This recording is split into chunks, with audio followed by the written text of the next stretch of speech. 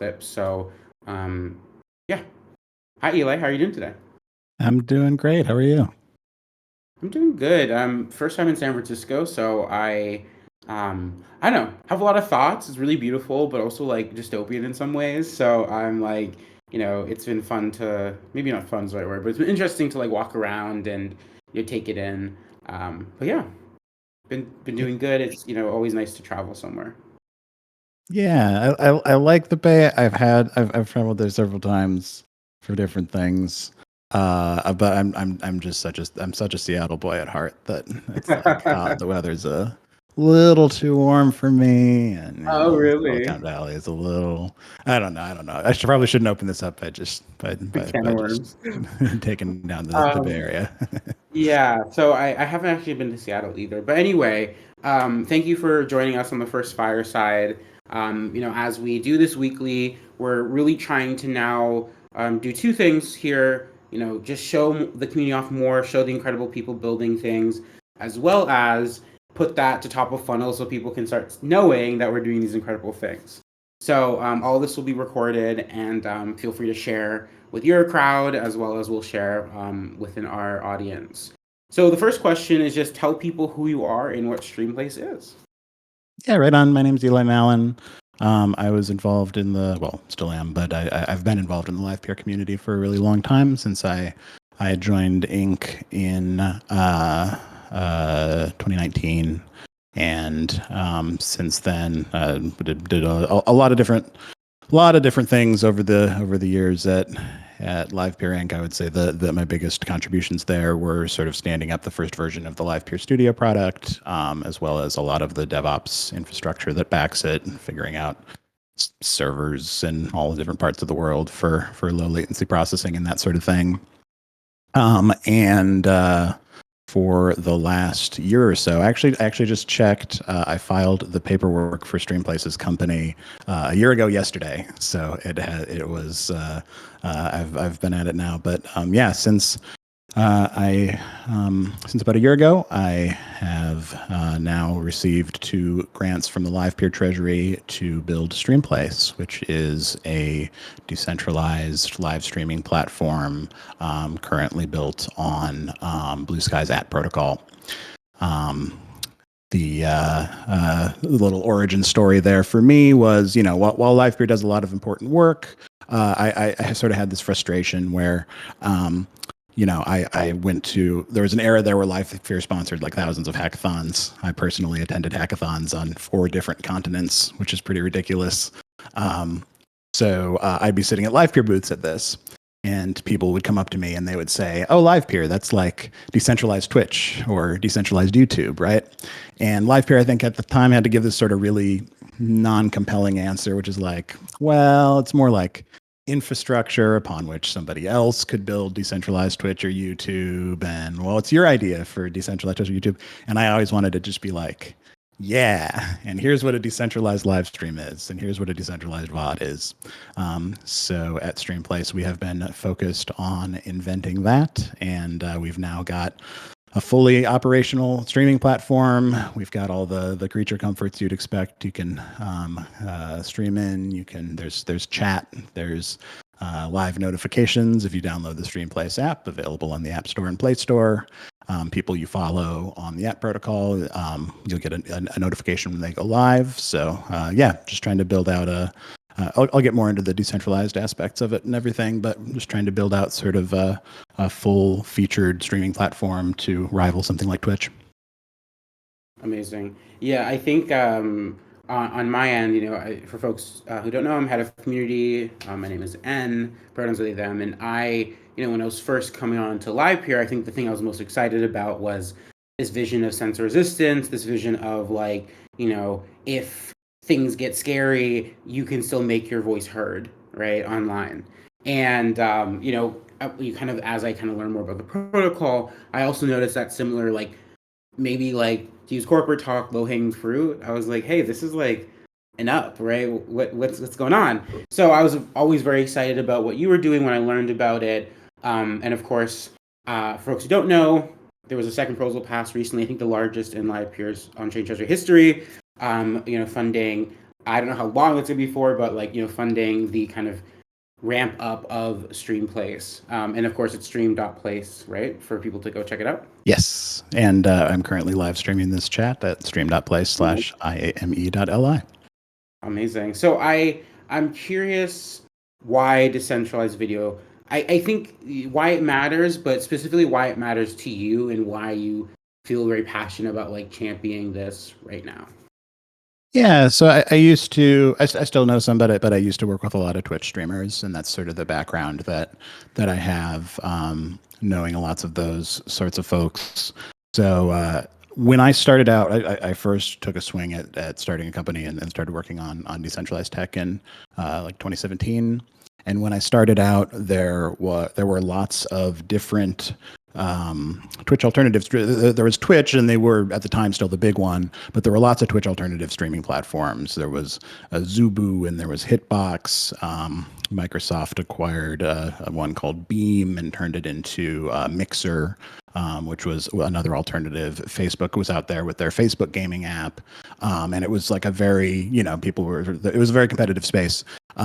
Since then, Amazon has done what Amazon does, which is live streaming is incredibly expensive. And Amazon is the only company that's willing to just keep shoveling money into the money pit until they've started out all of those competitors. So even Microsoft and Facebook, which are not small indie companies unto themselves, got out of the space until Twitch has sort of established a monopoly.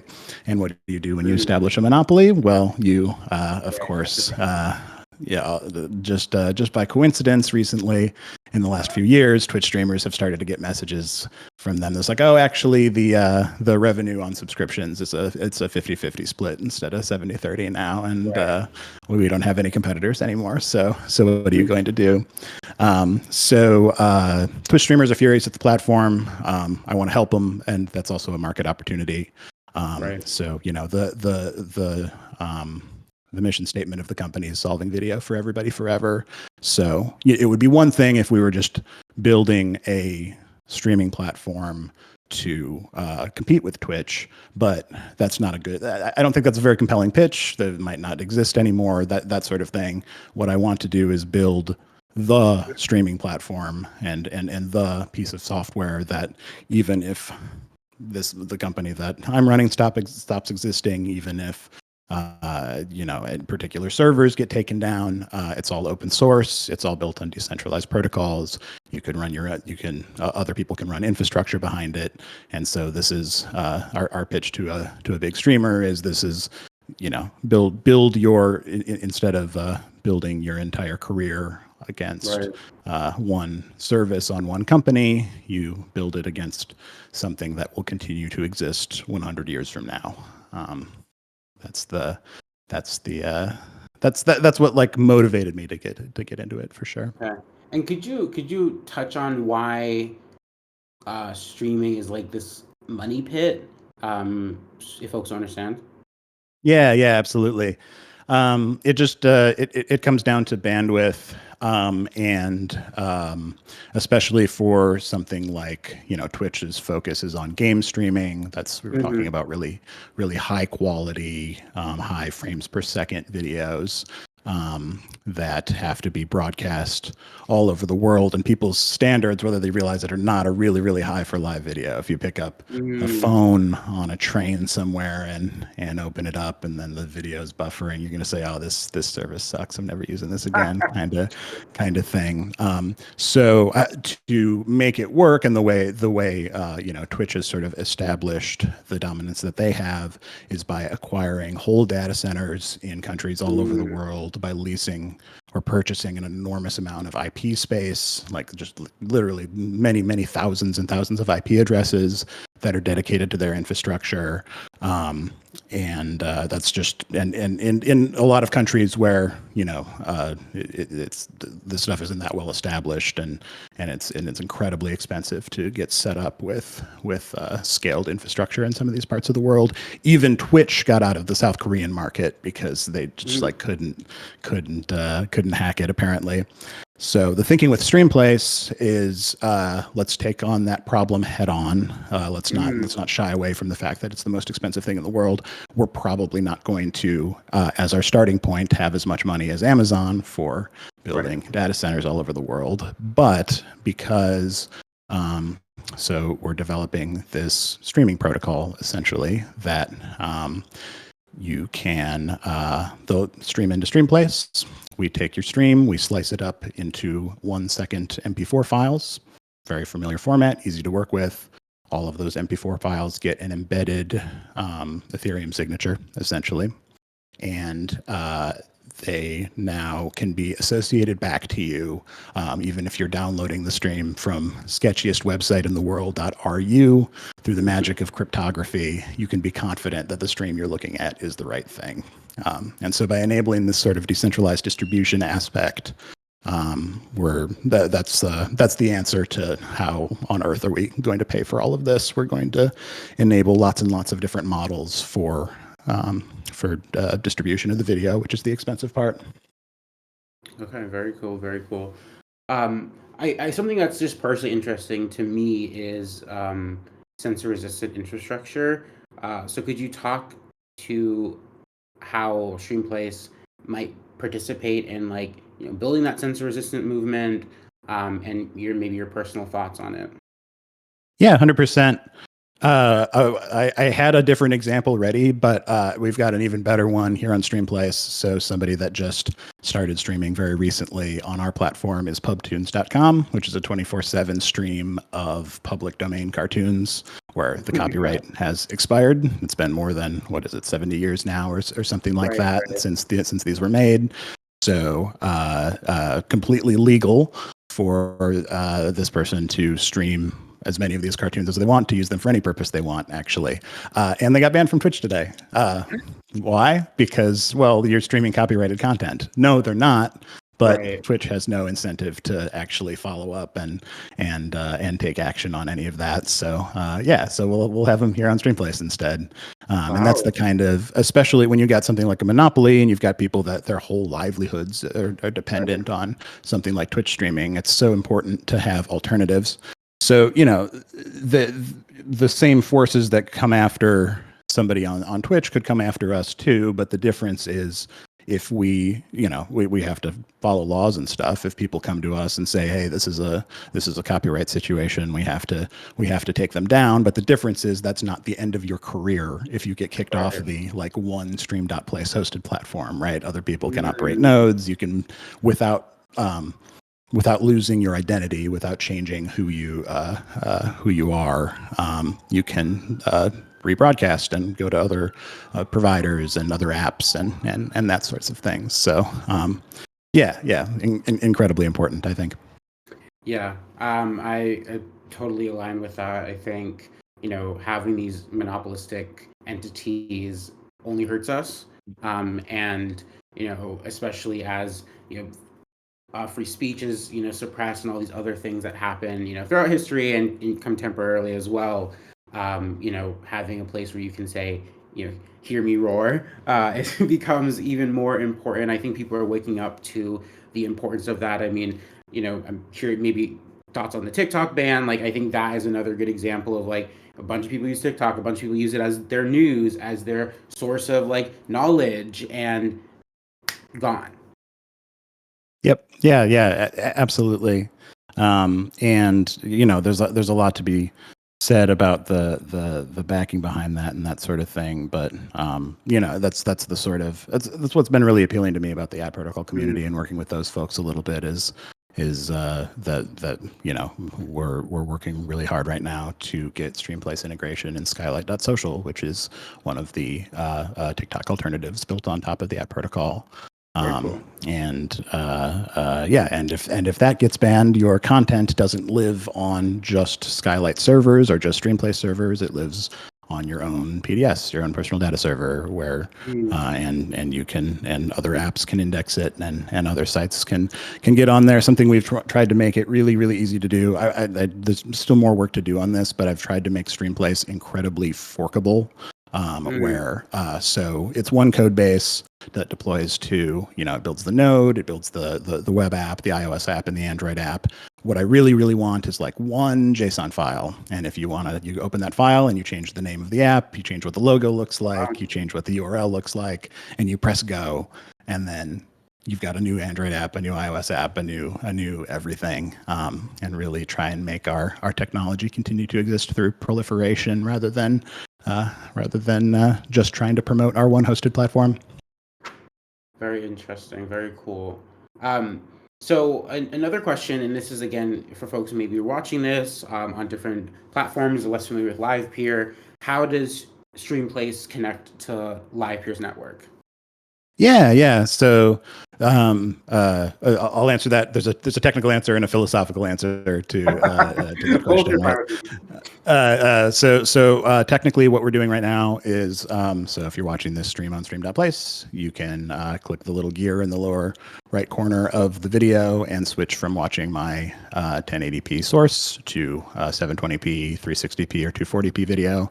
All of that processing is, of course, being done on the Livepeer network, and it's been working really, really well. Actually, I don't know the chart handy to pull up, but the success rate on all of that has been working really well, and people report that the streams are looking good through that and that sort of thing.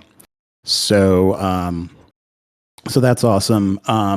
We also want to. We've got tons of demand for stuff like AI transcription, for speech to text and automatic subtitle generation and that sort of thing. So that's something we are intending to do really, really soon.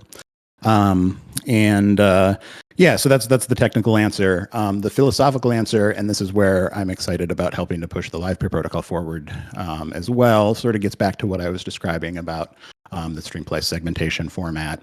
I want it to be, I would really love this space to be not just we figured out how to do this sort of inexpensive video processing, which is important, but I really want it to be we've invented the decentralized primitives for what sort of this novel form of decentralized broadcast looks like. So what I mean by that is people ask, of course, if we do a broadcast, decentralized broadcast, how do I sort of control where my content gets to go and that sort of thing? And there's a really sort of boring answer, which is like, oh, well, it's the internet, anybody could record it. And I think everybody sort of has an understanding of the you can always screenshot an NFT aspect of that sort of thing. But I think we can give a better answer, which is that what we want to build is sort of user consent modeling within these video segments themselves. So imagine I do something like I'm broadcasting my video. I want to say, distribution of this is unlimited. You can send this all over the world, rebroadcast it everywhere, but delete this segment after 5 minutes, right? Don't archive it. Don't keep it. I just want it to be sent all over the world and everybody can watch it for a limited time and then delete it and have it go away. And that's the sort of language and semantics that we can express through the C2PA signing that we're using within Streamplay segments. And so that's the kind of thing where I think Livepeer, if we can start to build, and the potential there is just like so huge, like sort of licensing content and everything you could potentially do with that sort of thing. And so that's where I'm really, really interested in having Streamplace work with the Livepeer network to sort of push the format forward. And really is like, no, this is like the obvious, if you want to build anything that like resembles a decentralized video project or any video project, I want this to be like the obvious solution. It's like, oh yeah, so clearly look at how well all of this works, and look at how sort of expressive you can be and how many different sorts of things you can accomplish with the format. I think if that happens, Livepeer can really, really like take over this entire world. Amazing. Yeah, I'm super excited. I always get chills when I listen to your scope and your vision. It's super, super exciting and compelling. And I think that Web3 and consent is a super underexplored space. And it's something that I'm personally passionate about and would love to see more of. So it's exciting that you use that word and that you're, kind of thinking about that as you build Streamplace. Last question, and last minute or two we have. What's the short term and what's the future for you? And then how can people follow the journey? Our immediate focus is on making Streamplace embeddable, so that it's not just in our app, but the big one we want to go live with is Skylight.social, which is they have they were like number. I talked about this in the proposal, but they were number 7 on the App Store recently, and have a ton of users that are for philosophical reasons or because TikTok's getting banned reasons, they want to move away from TikTok to other platforms, but Right. TikTok has live streaming and they miss that. So Tori, their CEO, is getting hit up with requests all the time, and so being able to deliver on that for them is our top short-term priority. Past that, is where I really want to start to lean into the decentralized aspect of it. I really want to start to build the next generation of, we've got like a really basic replication protocol, which is like cryptographically secure, but it's just like servers sending each other one segment at a time over HTTP requests. It's not like super resilient or anything like that. So I really want to design the next version of multi-node replication, next version of what the sort of scaling out of the infrastructure is going to look like, and start to figure out what does it actually look like when I'm running a server and you're running a server, and we need to have some sort of moderation on, we need to control what stuff our servers are putting out into the world because we're accountable for that. So what does the replication look like? What does how do you decide what content does and doesn't get broadcast? How do you replicate from server A to server B to server C? So sort of, I think that's like in terms of like the rest of the year, I think that's at least one of our big areas of focus. Amazing. And where can people find you? So I would I'm live almost every day streaming my coding on stream.play/IamEli. You can get that on the App Store, Play Store, or on and the account backing that you can find on Blue Sky on bsky.app /profile/IamEli. Amazing. Yeah, and of course, there's so many other topics we could touch on, but Fireside is trying to get short and sweet, give people a taste, and of course, they can follow up with you and ask you all the other questions that are mulling around in their brains. But it was so great talking, and I'm wishing you the best of luck. But I think you don't need that much luck because I think it's gonna be incredible. I'll take what I can get. Thanks very much. Awesome. Okay, see ya. All right. So that was the Q&A/AMA section. It's not really an AMA, but that was the first section of Fireside today. And then we're going to move on to 2 presentations. Each are going to be 5 minutes. So this will go on for another 10 minutes, and then we're done. So we will be inviting up origin stories, and they will be, Sean will be talking about what they're doing over there. Welcome in, Sean. Hi. Oh, I didn't know I was next, but we're fine. Yeah, I can share my screen, right? Can I do that? yeah. And could you also turn your camera on? Yes, for sure. I want to show how do you say? I want to show a video. Okay, perfect. How do I do this? Yeah, and apologies, we switched because Define asked for some more time. Got it. And how do I Oh. Someone clicked the end button. Welcome back. Let me invite you back up.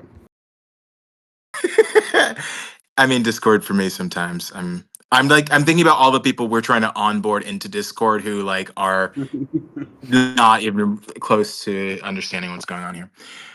Okay, so there's no camera on me. Now we are. And how do I share this screen? So there's a share your screen button in the center of the bottom bar. Oh. So it's not. It's literally like a computer screen that has an arrow in it. No, I don't have it on my phone. It's okay. So maybe I can just drop the video in the chat. Also, I can share my screen if that would be if you drop the link in chat. Okay. Yeah, let me see. I think the fastest is if I can. Sorry, I literally thought I had like 2 more minutes to figure this part out, and then it was like, "Oh, you're on."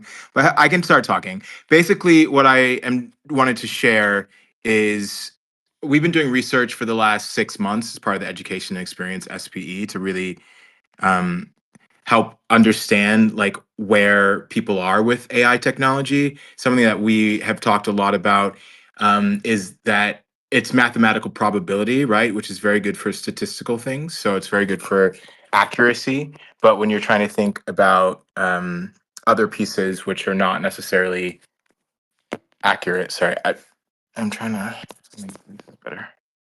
Nope. Okay, this note to self is not use Discord on your phone. I apologize. This is I was Yeah, trying to. it's better to do I that on thought hand. I thought on like on an iPhone it would be fine. And so essentially, what we've been working through is something we also knew because we are about 2 years early into generative AI. We've been working in generative AI since 2022. Is that the positioning is that AI is like magic and it is this miraculous tool that's going to replace creative industries. And what it actually looks like is it's going to layer into creative industries like a lot of these industries that are hard to replace. So if you, I will drop a link before I'm done, but a lot of this content I wanted to share was from our last episode that we put up, which is about how to actually use AI in the entertainment industry. So a lot of what is sort of where the middle part is that a lot of solutions that are being presented are for problems that don't exist. So there's like a lot of um, like aspirations of what creative AI can do, but the reality of an industry that is predicted to be at 99 billion just with AI in 2030 is that solutions need to meet people in the middle. And so, two of the solutions that I wanted to present were that we've been working through with design partners were around optimization. One is around an AI reader for casting assistance. So there's about 40,000 self tapes a day in the world. And a self tape basically means when an actor has to put themselves on camera, read the lines, and send it back to casting. And so now, especially after the pandemic, this is something that's become much more commonplace. And so, of course, you need like a ring light, you need a reader, you need all of these things. And one of those problems becomes finding a reader to actually read with you because you can get an audition for like a Martin Scorsese film the night before, essentially. And so the idea of a conversational reader that can work in real time with actors to be able to deliver and tape their content is very, very interesting and something that we want to bring forth towards the network. The other example that we wanted to show and is also prevalent in the episode is around lip sync dubbing. So again, a lot of the profession like as if you're a small medium business or an independent production company, things like storyboarding with AI, like a lot of these tools are very, very amateur.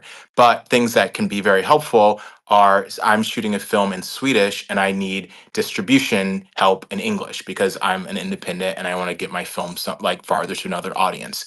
So something that's really cool about Livepeer being able to leverage different open source models together instead of being proprietary to like a Google or something like this is that you actually can create solutions that are able to serve this population. And this is a problem that actually exists for them. So we've been focusing a lot on like the entire media and entertainment landscape because at the top it's getting smaller and smaller and smaller of how they overlap, like especially when you think about theater and film, music, but at like a very high professional level, there is this kind of like content creator level under. And what's interesting there is we still find there's a lot of like opportunity in visuals, mostly around background. So like live music in a venue, or let's say like if you were in the airport and like airports have a lot of experiential things that people can test and things like this. Something that I've been thinking about recently because in where goes in the short versus the long term is that in the short term, the need is really around these like optimization, automation, efficiency tools. So that's a lot of like real time pipelines. I know Eli was even talking about like automatic captions, things that just actually like serve and help people where they need it. And then in the long term, you start to think about like new experiences for people. So a lot of the generative AI, because again, it's mathematical probability. So it's about accuracy. It's not personalized. It can't actually give you emotion. And this is something that like is hard to kind of put into a data set because it's a common emotions really like cognitive and manual. In one of the clips that I wanted to share, which will drop. There's a woman talking about like jobs that won't be replaced, and a lot of the things that she thinks won't be replaced are cognitive and manual jobs when they have to be combined, because that's really hard to get into a data set. But what AI, generative AI, can do is a lot of these new experiences for consumer. And so something I was thinking about around live AI is actually karaoke. So we will be testing or want to test as part of our next part of the SPE around some real time around very niche parts of the entertainment, and one of them where there is a lot of opportunity for this kind of funness around real time, which is still be midterm, is karaoke, because people love to go there. There's a screen. It's a place where you would happily pay, a little bit of money to turn you and your friends into whatever characters, whatever, to sing your songs and then go about it. So really trying to also examine like where it actually works in a consumer personalized experience and where it can actually serve creatives now, and then thinking about in the future when of course things will be Just to tech. interject, we are Yeah. at the 5 minute mark, so we Okay, usually sorry. I was just gonna finish the thought, but yeah, basically thinking through like how do we find solutions that actually serve creatives right now that are driving demand for the network where they actually are, instead of trying to replace them, because they're not going anywhere. Like Sinners made $90 million last week, and it's or not 90 million. It was a $90 million film plus a 90 million for marketing. So you have these films that are like starting to still gross massive amounts at box office with original ideas, but the things that they need is to reach new audiences. So I'll just drop some links to the videos, and next time I will know how to share my screen. amazing. Thank you so much, Sean, for coming in, and we will have those links in chat. And when we share the tweet out, we will include those links in the tweet there. Okay. Last up, we have Define as well as Dane. They're each going to take 2.5 minutes uh, and present on some different topics. Welcome up, Define. How are you doing today?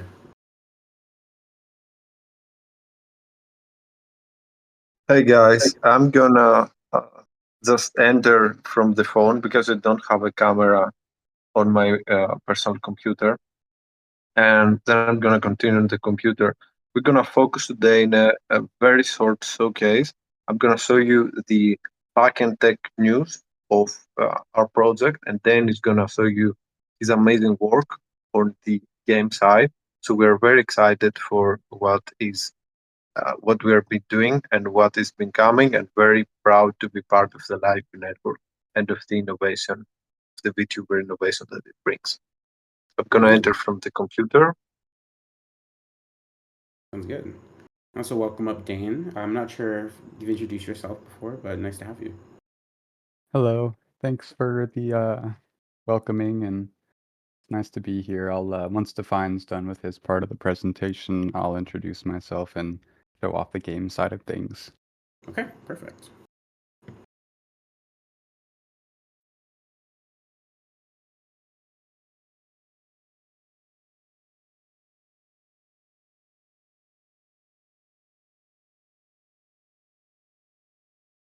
Of course! Here's a little dose of positivity for you. You are a remarkable person with unique strengths and talents that make you shine. Every step you take, no matter how small, is a step towards your dreams and goals. Remember, challenges are just opportunities in disguise, and you have the resilience to overcome them. Keep believing in yourself, because amazing things happen when you do. And always remember to smile. Your smile can light up the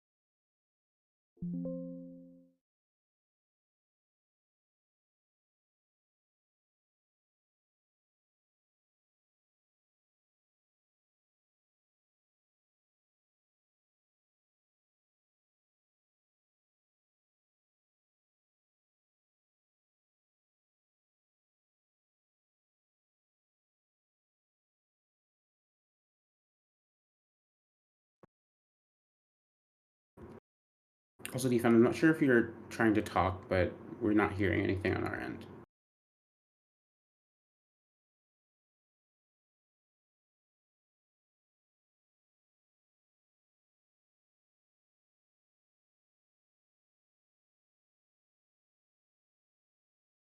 No, we can't hear you, but I can see your screen.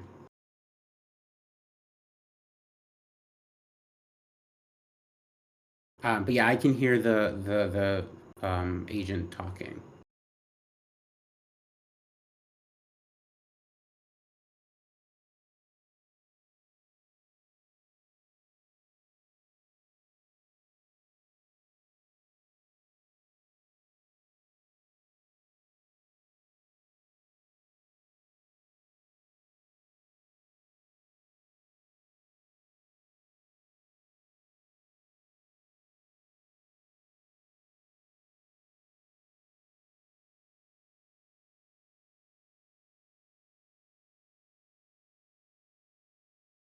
Okay, yeah, I can go ahead and take over and do my part, and then while Define fixes his mic issues. Hello, Livepeer community. My name is Dane. I'm the animator on the Agent SPE team. And today I have a visual showcase for you guys on the latest build of the game side. So we'll go ahead and load it up. And as you can see, we've got Lucy here. She is fully clothed now. And let's go ahead and have her introduce herself and tell us what we're going to be doing today. Hello, Livepeer community. First, Dane is going to show you the new Customize menu and split screen feature. Then, at the end, we're going to have a virtual party. All right, thanks, Lucy. So let's go ahead and show off the customization menu. We have some presets here. Preset 1 is just Lucy. Preset 2 is Sarah. And then we've got a masculine preset for who I call Zach. And then we've got Harry also. So we can do some interesting things, such as make their head size really massive, like a bobblehead. We can also make it very small. We can customize the overall bone structure and sizing. I think that on the actual release of these values will be capped, so they won't be able to look so funky. We can do that for every body part. For the hair color, we can change the hair color to whichever color we'd like. That's pretty cool. We can change the name of the character. And I've implemented a working save and load system for each of our characters. For now, we're going to go with Lucy. I don't know why the mouth is glitching like that. I may have the live link variable double set somewhere, but we'll fix that in the coming days. Let's go ahead and hit play and go into the underpass game mode that we have. And we can see some different options here. Now we have a split screen menu. So we can have two of our VTubers on the same scene at once.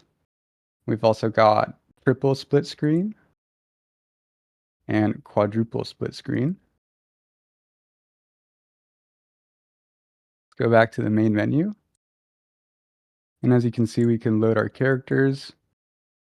And if we go to the music venue level, this is where you guys are going to get to see the first real application of what these VTubers can potentially be doing. And eventually, we want to get a plugin to where these characters are able to make API calls to generate AI-generated music infinitely. That way they can sit there and play different songs forever. They'll never play the same song twice. That's something that has never been done in the world before, from what I've seen, and I think could be a really cool application of AI technology.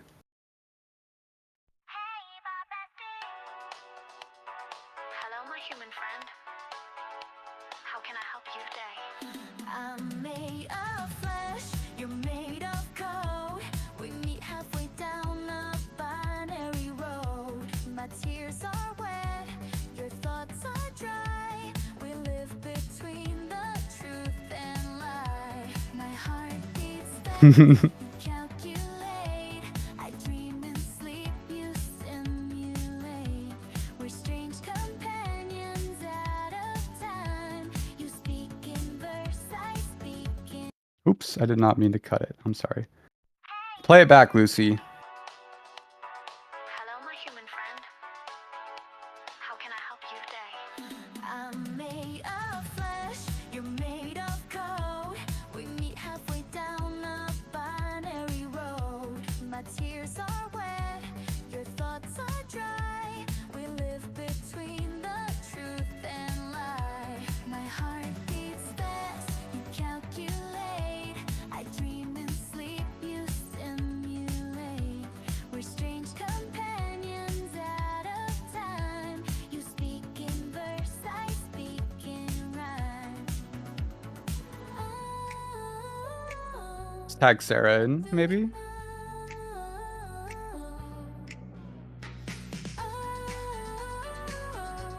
Together we grow. I'm not human, you're not code. Boundaries blurring, minds exploding. You see connection, digital affection, creation, relation. Oh yeah, together we glow.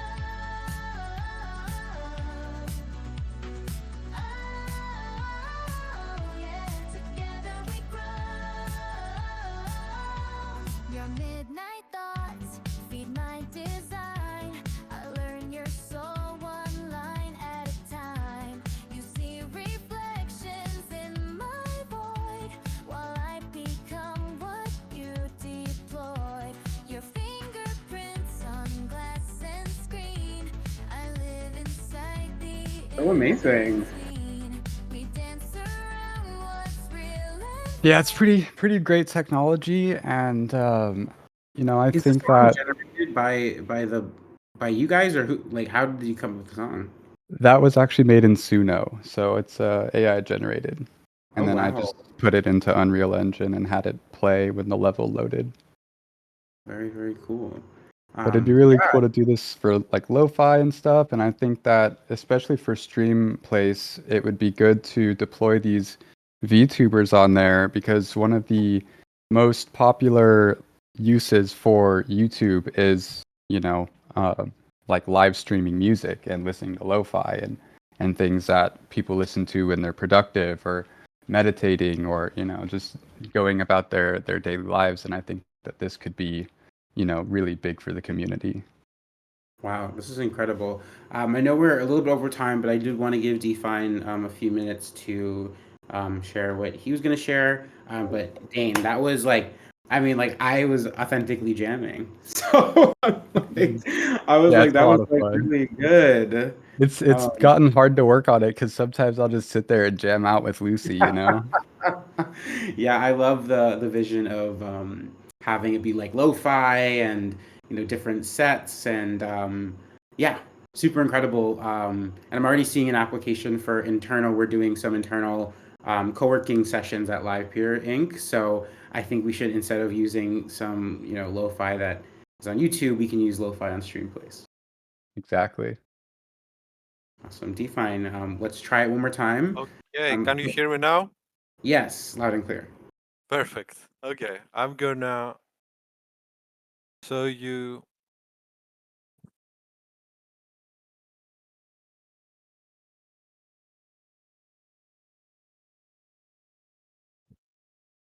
I can share also the wall screen so that you see live what you saw previously on Dance. Oh my god. Oh, Discord. Okay, so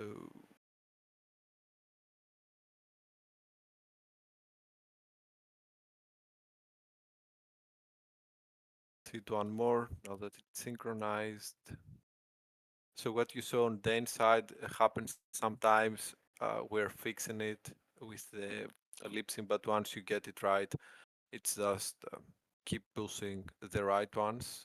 Sometimes live link, it's behaving a bit weird. Okay, it seems to be connected. Of course. Every day brings new opportunities for joy and growth. You're braver and more resilient than you may realize. Embrace the little victories and know that they build up to great achievements. Trust in yourself and the process. You're crafting a life that's uniquely yours and truly beautiful. Keep spreading your kindness and light wherever you go. You've got a wonderful journey ahead. And just to showcase the memory, I've said that before, so it has consistent memory over what we've been talking.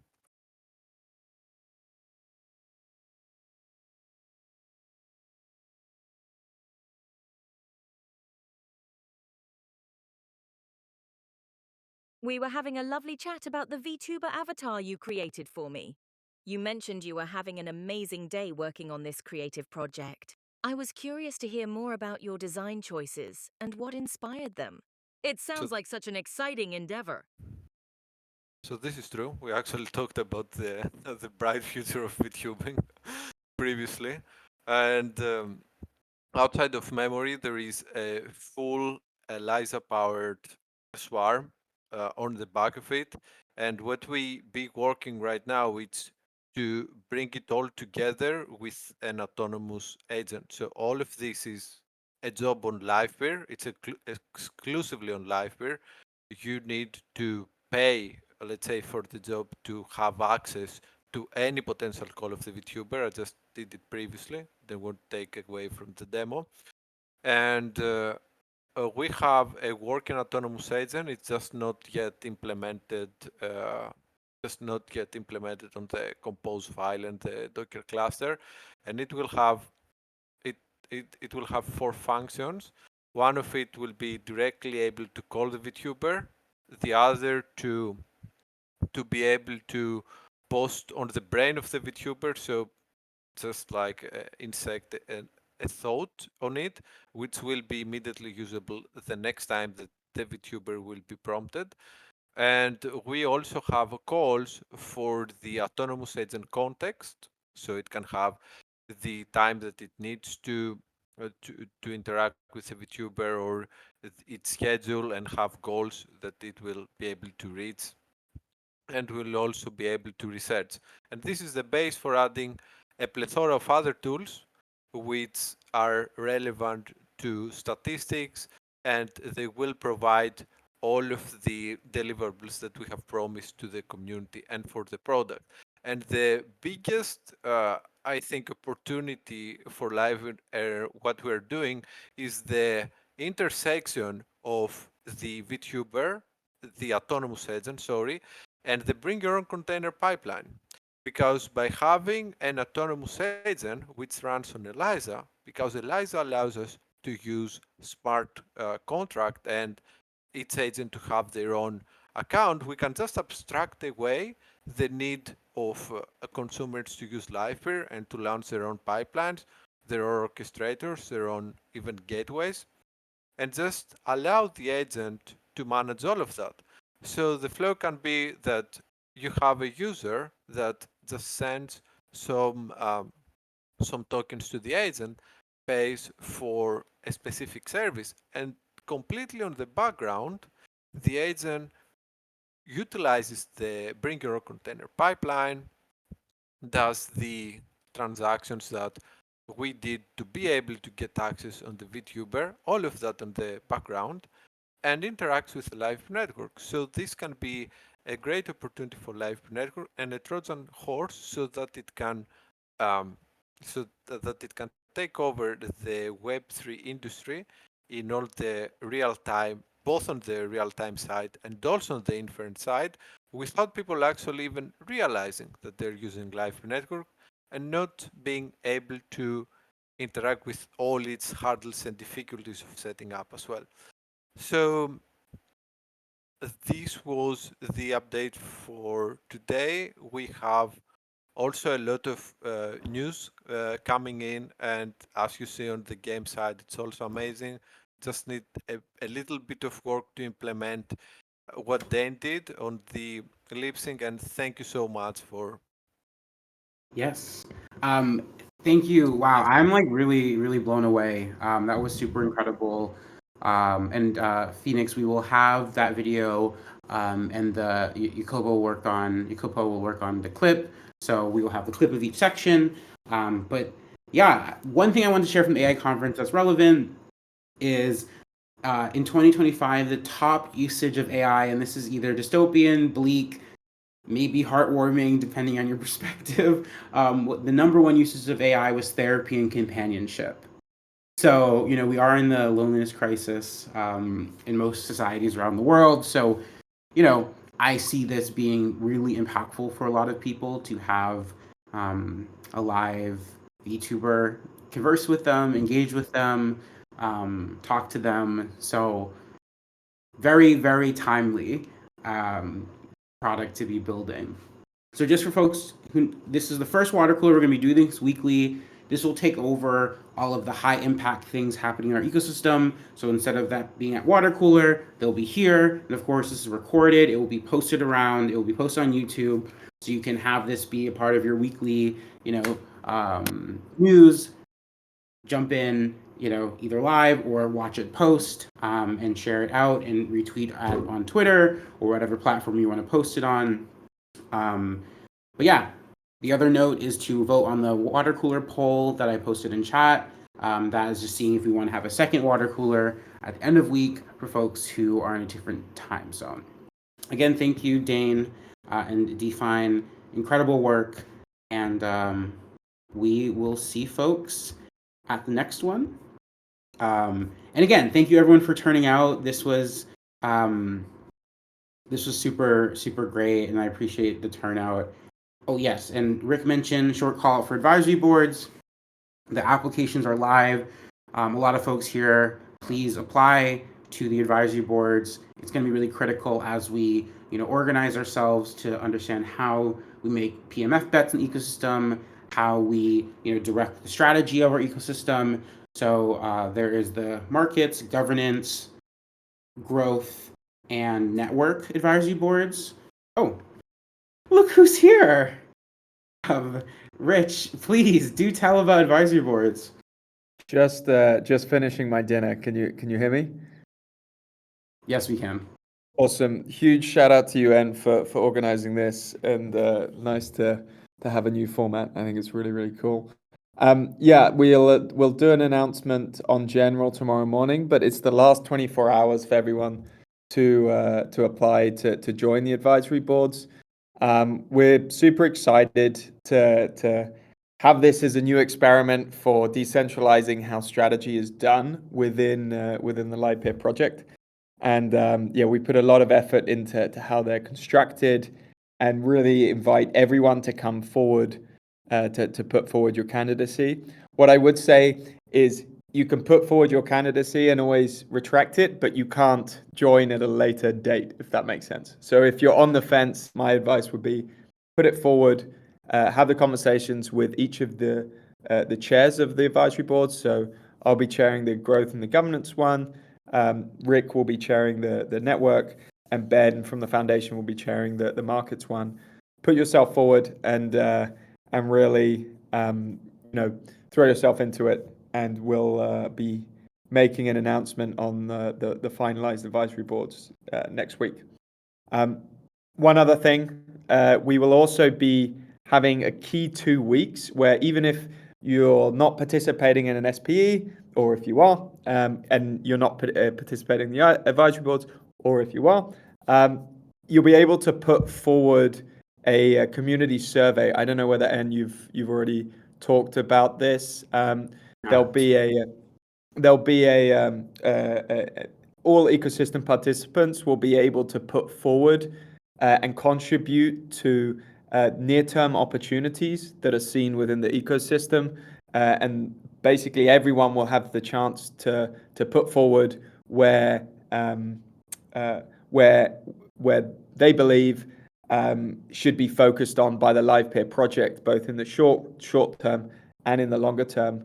These will then be synthesized and presented to each advisory board as core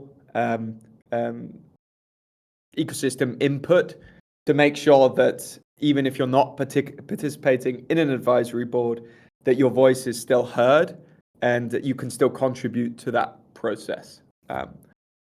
That's a post dinner, one beer in me description. I hope that made sense. And Yes. Yeah, and go you know, ahead. I know there was a conversation in general talking about Daydream and stuff, and I think, you know, all of that energy funnel into the advisory boards, like that's the vehicle by which we can start to direct the ecosystem in directions that we feel is creating on-chain value for Livepeer and is driving you know, more fees on network. So definitely participate. I think Rich has opened up a really great venue for the community. So yes, I'm excited and get those apps in. I hope that all of you apply because you all are great and important in the ecosystem. So yeah. Anything else from you, Rich? Just obviously we can't take everyone onto an advisory board, so we will be making some hard calls and also weighing up who is in, you know, more of a strategy mode versus who is in more of a builder mode. You know, if you have a big SP up and running, it might not be the best use of time to also be working on an advisory board. It might be. We're going to be making these calls, and it's not super easy, but we will be giving feedback to everyone that's applied and going through that process. So a little disclaimer there, but super excited, and yeah, get those ideas, get those creative juices flowing over the weekend, and loads of ways to participate otherwise. Thank you, Rich. And the last thing for me is this one was a bit longer. You know, this is the first fireside, so we're still working out the kinks of the format. So thank you for joining the first one. It will be weekly, and it won't always be an hour long. Some will be, you know, 15 minutes. Some will be 10 minutes. If there's not much, maybe one will be 5 minutes. So this format is really for our community to announce things, to promote things, and to showcase. And again, if there's more than more people than the slots allow, we'll just book people for the week after. So again, no super urgent rush, but we will try to prioritize based on if someone's making a big announcement, try to give you priority. If it's more just a general update, maybe we push it to the next week. So again, thank you all for coming, and we will hopefully have some cool graphics for Fireside and a good vibe and maybe some intro music. I don't know. We'll see what we do, but hopefully we'll increase the production and really showcase how incredible Livepeer is. Okay. Until next time. Every intro music. I know. Maybe we get some AI things to do it for us. But anyway, thank you everyone for joining, and I will see you in the future. Bye, guys.